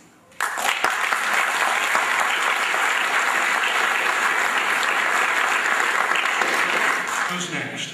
I'm glad you explained the porta potties on the car deck. I noticed them today and couldn't imagine why they were there, so now I get it. Thank you. We must be up around 21, 22. Who's next? Could you remind me which one you are, please? What number are you? 20. 22. Okay, thank you. I'm Colleen Crane. I moved here Get a little closer to the mic. I moved here about a year ago. I travel the ferries quite often. I have a couple points to make. One being the experience card. I use that experience card. It saves me a little bit of money, but when I take the circle route and I have my grandson, it costs me a lot of money because they don't let us use that experience card on the big ferries. So only for here. That's what I had a situation while I was taking my grandson home. I forgot to mention that he was special needs, so I got charged. So when I went to the other side, I actually asked the steward on the ferry if I could go and get a refund, and she said, sure, do it on the other side. So I went there, and the poor woman had cars lining up to get on the ferry. She had people that were walk-ons to get on the ferry. She was by herself. This is the employee for the ferry. I'm asking for a refund. She says, I'm sorry, we can't do that. You have to go back to the original ferry. Okay, fine, it's $10 or whatever. I actually was taking the Nanaimo ferry. So I got to the Nanaimo ferry. I remembered the special needs. He said I couldn't use my experience card. Fine, that's another $60. I had to wait till I got home. Lucky I actually live here. And I went to the ferry and I started chatting with the lady, getting my refund. She was helping, very helpful. She told me that an adult is 12 years old. You get charged if you're 12 as an adult. You don't get to go to the bar, you don't get to drive, you don't get to vote at 12, but you get charged as an adult on the ferry system.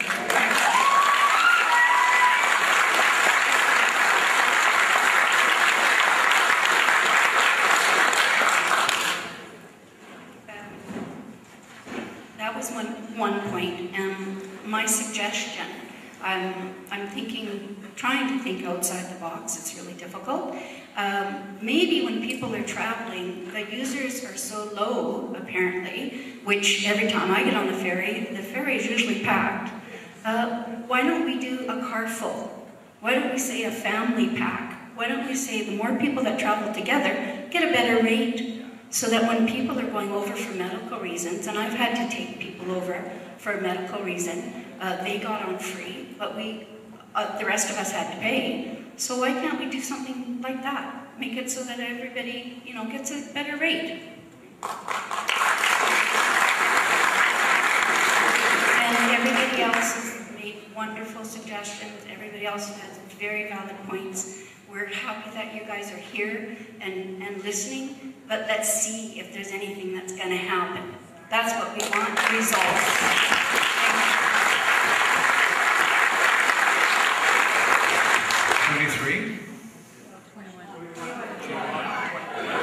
Thanks a lot, Paul. Thanks. Next ticket. Actually, the last comment of the previous lady kind of leads into what I want to say. And there was no doubt, I knew I had a chance to meet with you earlier, and I'm not going to spend a lot of time, but there was no doubt you would get more than enough comments about how to improve the system. But if I could call a meeting like this, and I'd get just as many comments about my store too. So I'm sure I'm Pat Hull, I'm a local business person. I have lots of examples of how the ferries don't work for me. I won't focus on those because you've had more than enough. I want to take this opportunity to clarify. I think many in the room understand it, but I want to make sure that it's said. That I believe there's two purposes in this room tonight. One is BC Ferries. Can you guys improve it? Is there things that can happen to make it lovelier, to make it a better experience? And there's been lots of great comments. But as someone initially stated, the real concern for this community All the other things are lovely. Do we get on first? Do we get off first? Those things will not improve the community. What will ensure the community improves is a way of rolling back fees to something reasonable, a system that will maintain those fees. And we all know the only system for that is a political change in the view of how it is subsidized. It's not going to be affordable. It's not going to become financially viable, and still build Powell River, or any other community for that matter. So everyone in this room has got to walk the walk and write a letter. What we're saying tonight is not going to change that political will. I know you gentlemen said earlier that you can make suggestions, and I truly hope you have, and you have strongly heard, that it is the subsidy that has to change.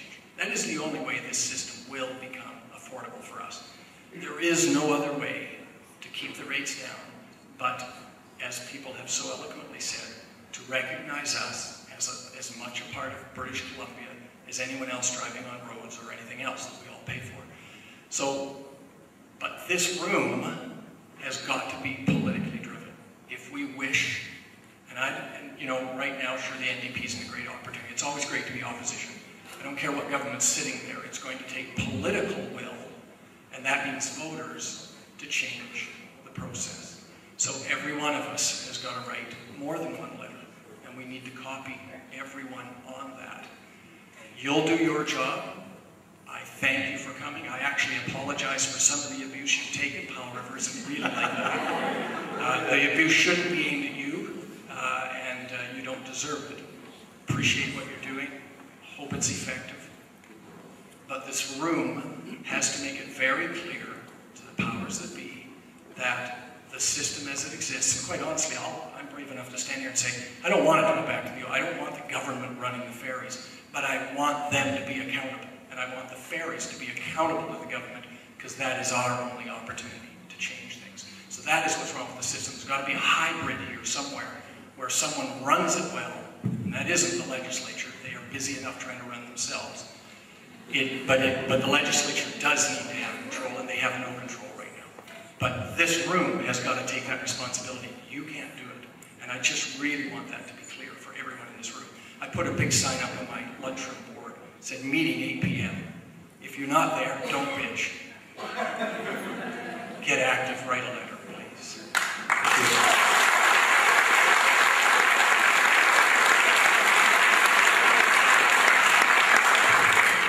Next one, please. Mr. Commissioner, I think the whole room, some of my feelings here is that the BC Ferry Act has to be scrapped right now.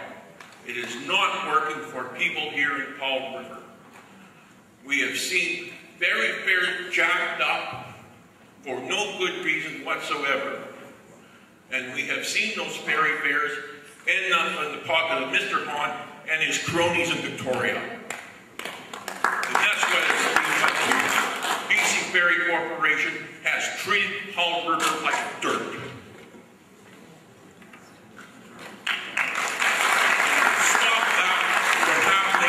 The BC Coastal Ferry Act has to be scrapped.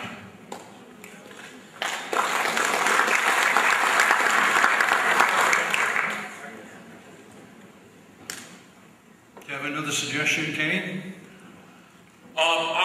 The ferry system in this province is part of our highway system. And that's what all the people in this town has agreed. That those ferries between Sultry Bay, Earls Cove, and Horseshoe Bay to Landale, they are part of the Highway 101 system. And they have to have a proper subsidy to maintain that system, Mr. Commissioner. Sir. Thank you, sir.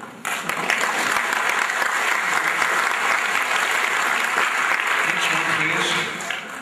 Which is, by the way, number 22. I'm going to try and run the ticket system at the lab in the hospital to see what happens.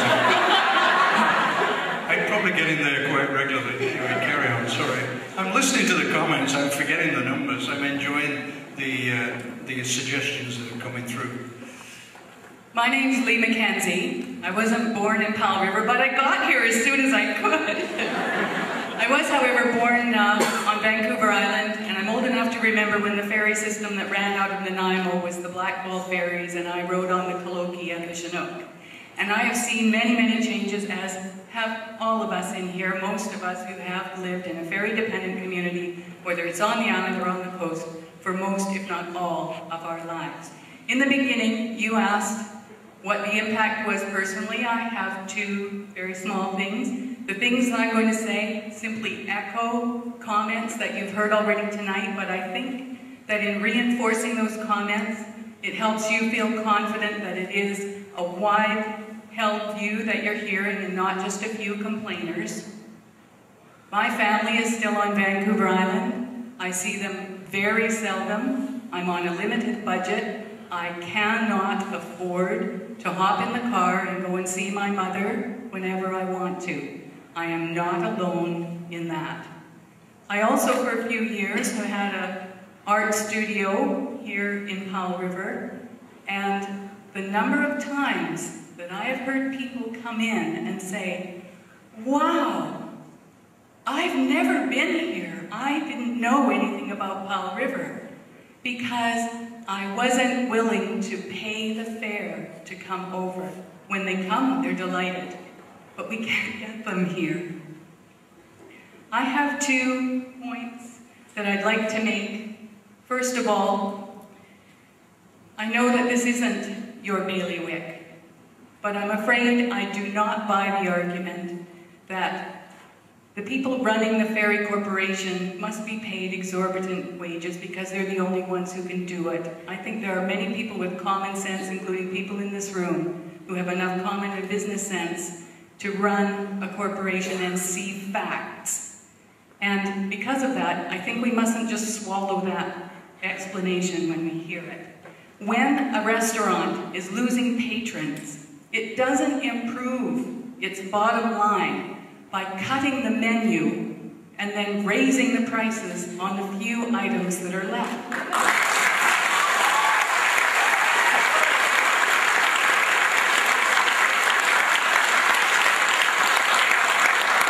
And finally, as a ferry user, passenger, or customer, for the better part of 6 decades, it has burned me constantly that I, an equally charged taxpayer in the province of British Columbia, pays for my marine highway an exorbitant percentage, but I also pay for the road to Prince George. I pay for the road to the Alberta border. And there are no tolls on the road to Whistler, as was mentioned before, but my dollars supported that. And when I have heard the retort, well, you choose to live in a far-flung community, then point to the communities on any of our borders, north, south, east, or west, and tell me that they are not far-flung. If we cannot repeal, change, or alter the BC Ferries Act to get past this idea that it must be a viable business, then let's apply that equally and make every road in the province a viable business and user-based.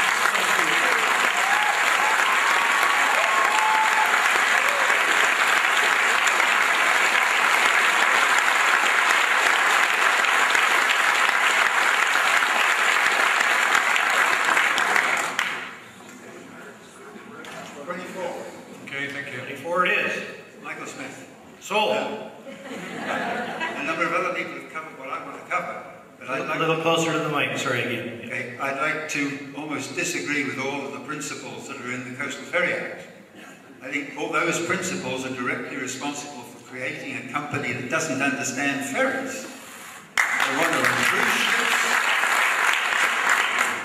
They want to run tourist things. They build ships that are not ferries. And I think it's important that we recognize the fact that the ferry system is a critical piece of provincial infrastructure and part of the overall highway system. I think we also have to recognize the fact that you can't run that piece of infrastructure, the ferry system, at a profit and still have an affordable system. So I think the Coastal Ferry Act has to be changed, and it has to reflect the fact that that ferry system is provincial infrastructure. It's simply part of the transportation for the province as a whole, and it has to be supported out of taxpayers' money, the same as the rest of the highways.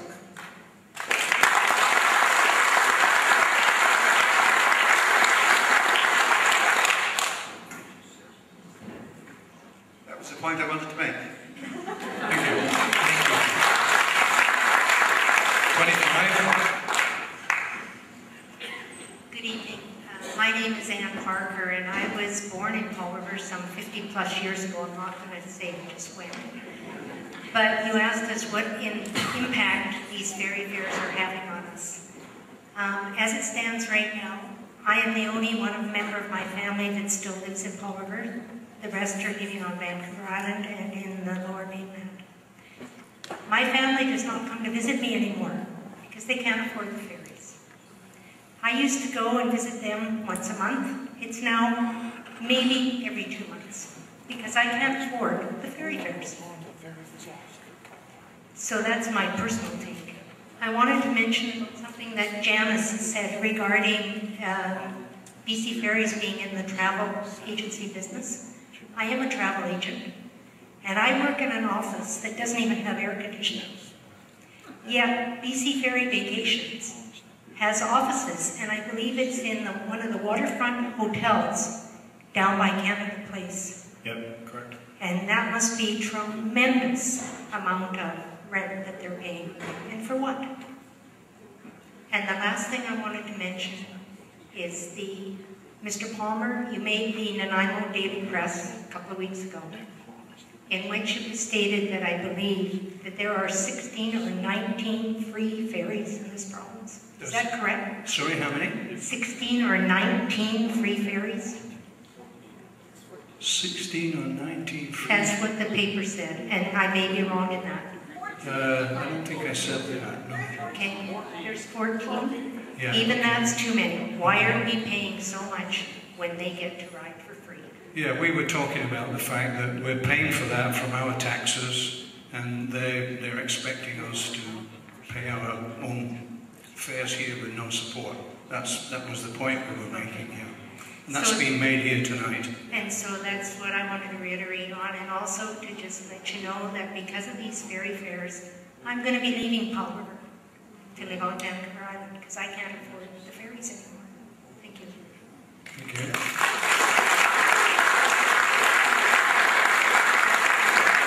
26.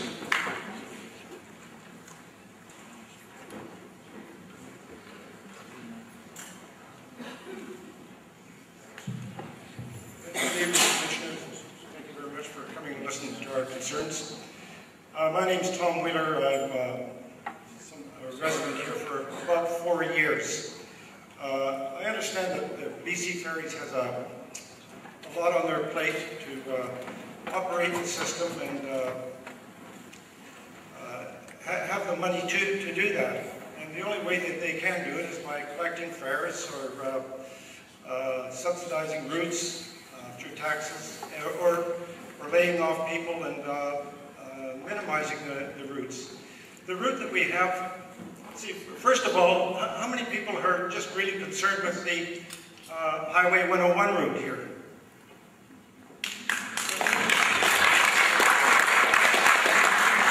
And I think that's our main concern here is the Sultry Bay, Earls Cove, Horseshoe Bay.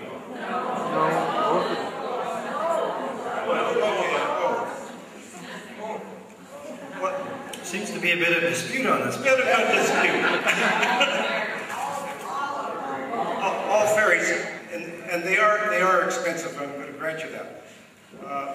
My concern is for the southern route going through the Highway 101, and I would call on the politicians and elected officials in this area to get together and start campaigning for a highway, get the shovels in the ground to build a highway from Powell River to the sea to sky.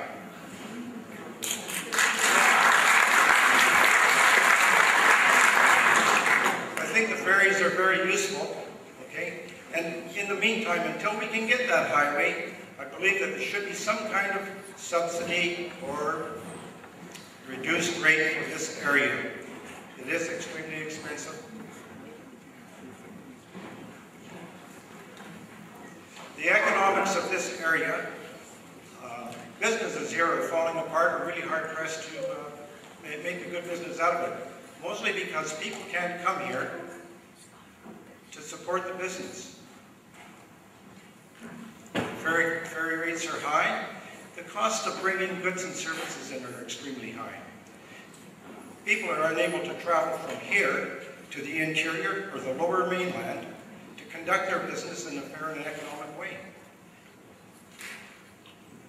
A reduced rate for this area until such time as a seated highway can be built from here to 99 is probably in order. I call upon the politicians in this area to put their heads together and start thinking about that. Thank you.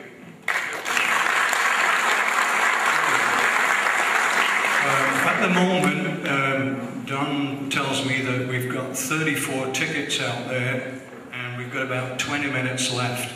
So Don, if you could maybe just not hand any more tickets out till we get to number 34. So number 27 was next. Okay, Mr. Powell, I spoke earlier about the inland ferries. I was just wondering if I a quick question. I know the figures are available to you. Could you publish them in our local paper? The profit and loss of the inland ferries compared to the coastal ferry system. Thank you. You want me to do that? Did you say that you wanted me to do that? Oh, okay. Well, I'll ask them later on if they think it's their position to do that, and if not, well, I'll try and dig it out for you anyway. Okay, number 27. My name is Regina, and thank you for being here to listen to us.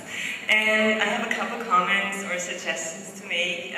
First of all, I agree with the lady that said, why I was 12 years old, you have to be paying as an adult. There should be something like a student fee. There has to be something to it. And then some personal experience, when you travel from Powell River to Vancouver, even if you get up with the very first ferry and end up in Langdale, sometimes you end up with 1 or 2 ferry waits. And I think that's not acceptable because there's no way for us to be there earlier. So there should be assured loading for us traveling to Vancouver on the Langdale.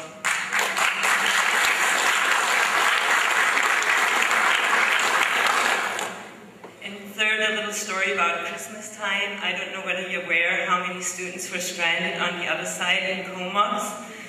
Was it on the 25th or on the 24th? Around that time. Okay, the students with their last money, their whole waiting room was full, all the ferries didn't run, and even the last one, so they were chased out of the waiting room. They didn't even have the money to get a hotel. Somehow they found some money, but I found it really sad that the ferry didn't step up and let them sleep on the ferry or anything like that.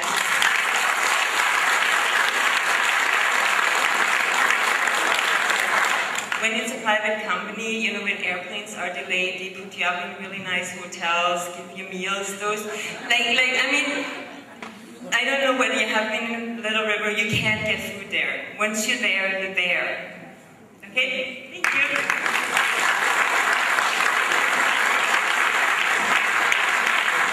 Number 28. My name is Teresa Bennett, and I just have a quick question. And I know I've asked it every time I have gone from Powell River to Vancouver and Vancouver back. Why do we pay more to go from Vancouver back to Powell River when it's the same distance? And the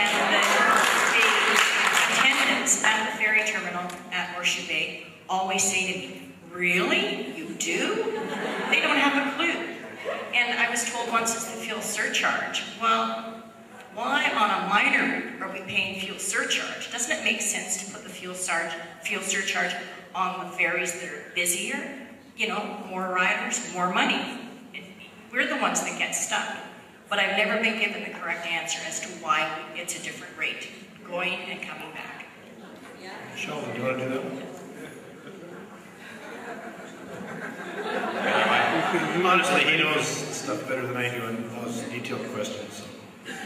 I can't explain that one. I cannot explain that one. All I can say is that's one of many, many, many anomalies there are in the tariff structure that we are finding out all over the place. And I'm sorry? We do not want it to increase on our cheap side.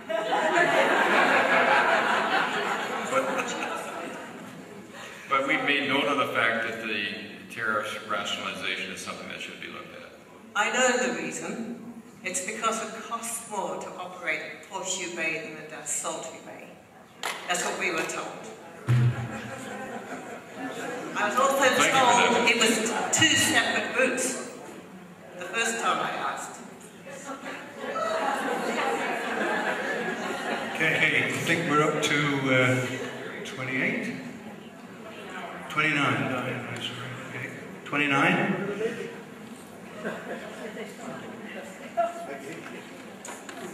Good evening, and thank you very much for coming. My name is Sandra Malcolm, and my husband and I moved here 8 years ago. And in that time, we have seen ferry costs double for us. We live here and work here. And I just wanted to say that we came from Dawson Creek, which is northern BC. And we had highways out of Dawson Creek in all directions.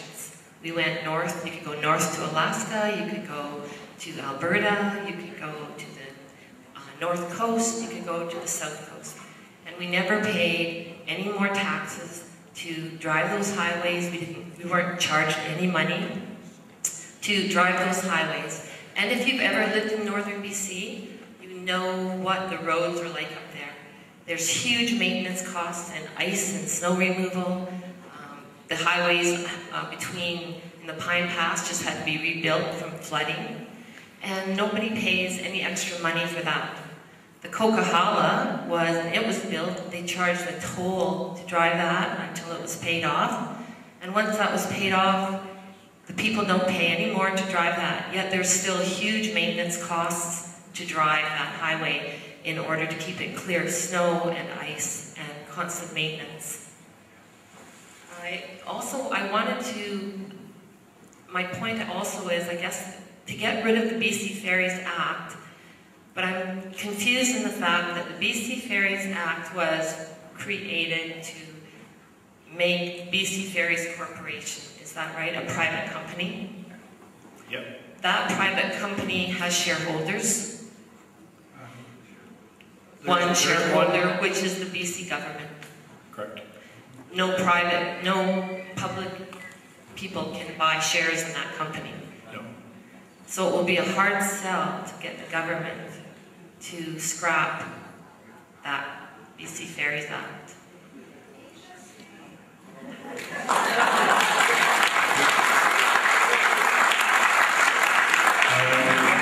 Number 30.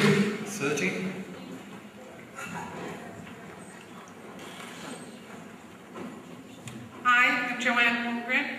I'm just going to say I moved 17 times before I moved to Powell River. So I've been all over British Columbia, and I've been on those ferries that are free.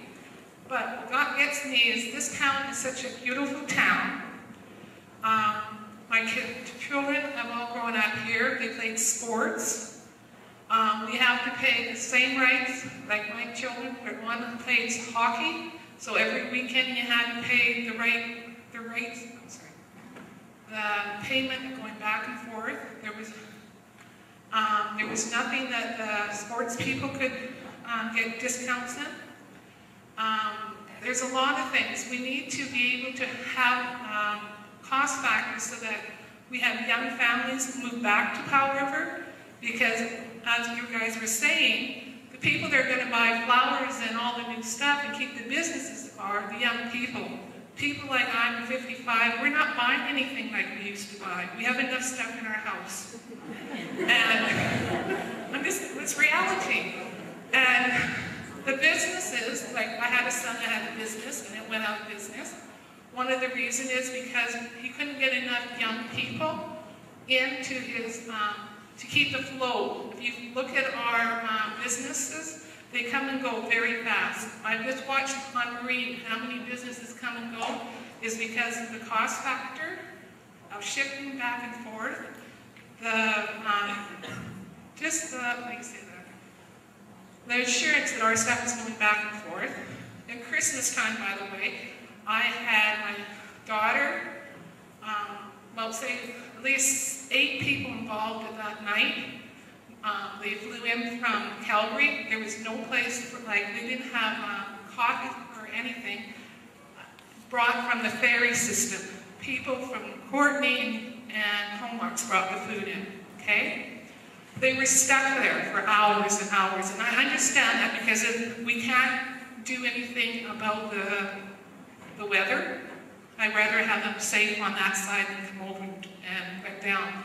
But there was nothing for them to go with little kids and everything. They finally were able to go to a hotel. But as you say, a lot of the people don't have the money. Okay, go back. When you're talking about those cards, right? Unfortunately, there's a lot of people in this town can't put up the $90. I don't understand why we would have to have a discount on $90 ticket when we live here, when we should have the discount for being here.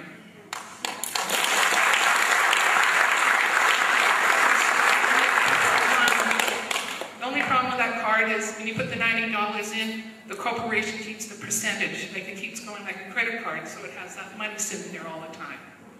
But at the moment, $90 doesn't, you can't keep it in there very long because the cost of going from Comox and back is so expensive now. I understand that. Our most, unfortunately, best export is our young people because there's no jobs. Even after they go to universities, they can't come back here because there's no jobs. And we need those kids to come back because who's going to be running our Safeways and stuff within 10 years? And is Safeway going to be here because of the prices? Thank you. Thank you.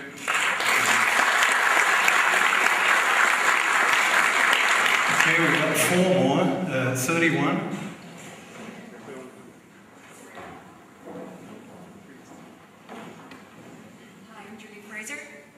I grew up here, came back 30 years.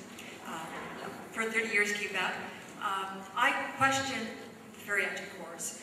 My question is not the inland system part of the highway system, therefore it's free? And we're not considered the highway? Is that not true?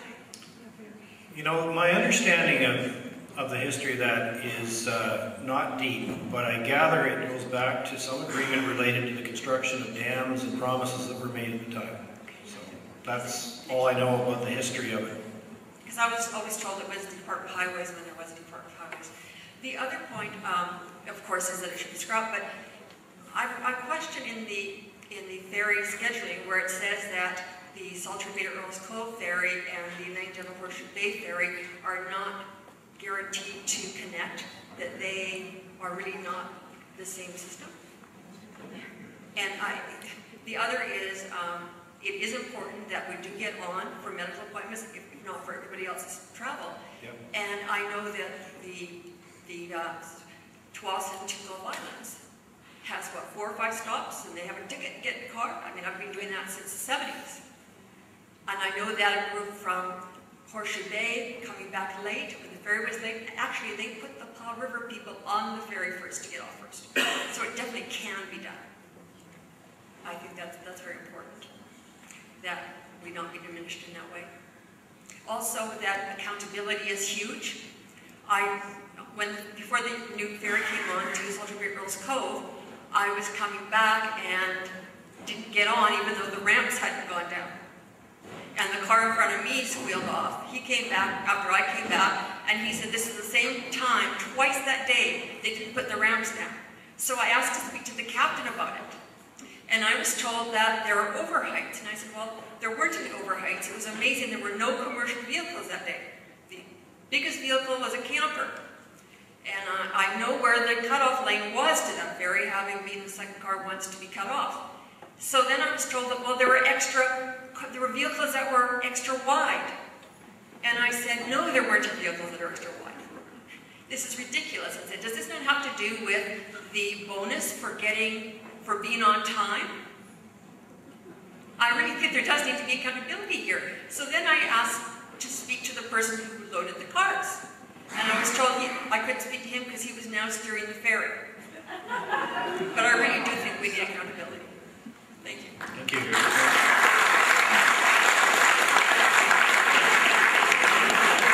Next one, please. Who was it, Doug? Down there, 32. 32, yeah.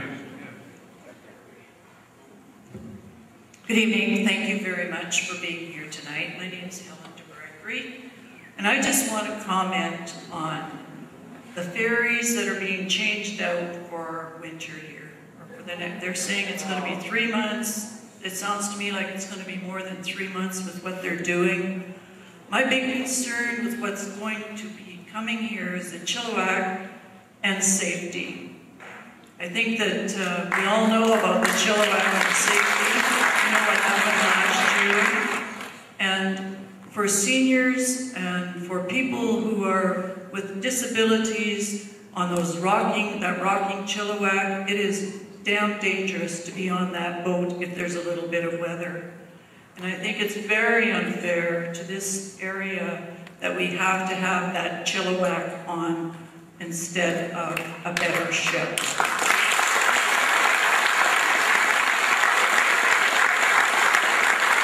Let us not have a locomotive team episode here in Powell River this winter that happened in Russia yesterday, which is really sad. The other thing that I want to mention is I use the experience card all the time. I do not begrudge spending the dollars that go on here. When I looked at my investments lately, if you're in an investment account that's a money market or whatever, you're not getting very much money in there either. So I don't begrudge having to put money on here.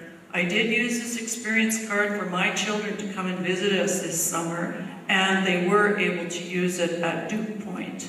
They traveled the whole circle with the experience card. So that was really refreshing to find that out. My daughter phoned, she says, yes, Mom, we used it at Duke Point, no problem.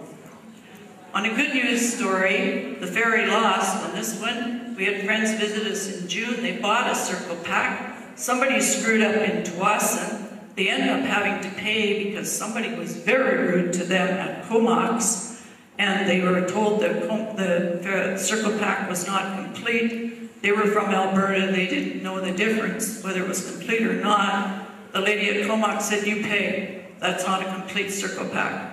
They went to Sultry Bay. The Sultry Bay girl said, not your fault, very screwed up, on your way, no charge. So that's a good news story, and I thank them for that. I've made our friends from Alberta feel like they had a worthwhile trip and had been treated right. Thank you.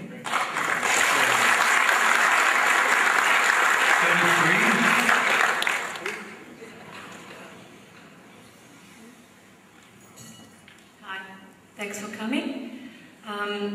First of all, I do run a business here in town, and my husband commutes on a weekly basis to Vancouver, so we deal with the ferry a lot. I don't know if I can read and talk here. I think there's a fundamental question to be asked, and that is, does the government of British Columbia value coastal communities? And if there's an interest to keep these regions populated? If the answer is yes, we need affordable transportation. On the other hand, if the long-term plan is to not have people live in these places, then I would really like to know this now. I hear from visitors and potential new residents over and over that the cost of getting here and the property taxes are very high, and they're right. To remedy that, we need affordable transportation so more people and businesses can move here, and there needs to be a long-term commitment to keep transportation A, affordable, and B, consistent. With more and more people working online in new and innovative fields, I believe that our community has a very good chance to finish the transition from a resource-based town to a sustainable, prosperous community. But we need the commitment from the government that they are aboard with us in the long haul. Last but not least, as the Fraser Valley becomes more and more crowded with people and traffic, the need for green spaces and recreation grows. Thus, the Sunshine Coast becomes a playground for Vancouverites. They as well deserve affordable access to clean air, beaches, and the beauty of our nature. And I do believe in order to accomplish all that, we need subsidized rents. Thank you.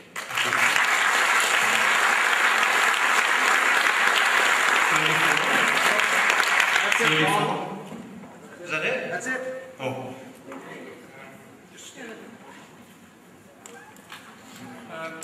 On behalf of all of you, I want to thank Gordon. On behalf of all of you, I want to thank Gordon and Sheldon for being here this evening.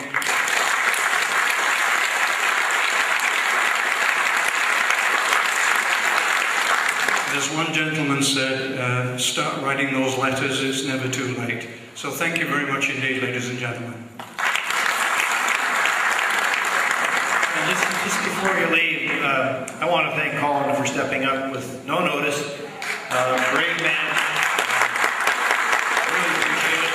And I'd like to recognize and thank the members of the Ferry Advisory Committee from this area. They did a great job. And I just wanted to thank all of you. There were a lot more than 34 people here, and I'm sure everybody would have liked to speak. And I do want to congratulate the people who did speak for your thoughtful comments and for being so considerate of all the others that wanted to speak, because it was great that everybody was so concise and still made all their points. And you know, we would love to have been able to have more of a conversation. But the fact that such a large group came certainly is a message in and of itself. I did feel it was more important for us to listen. In fact, my father said to me many times, you can't learn anything when you're talking, Gord. So I get it, that listening is the thing that we need to do, and we appreciate what you've communicated to us today. Thank you again. We will do our best and deliver a report in due course, and I hope it contributes to making the system work better for you. Gordon, if I can do that.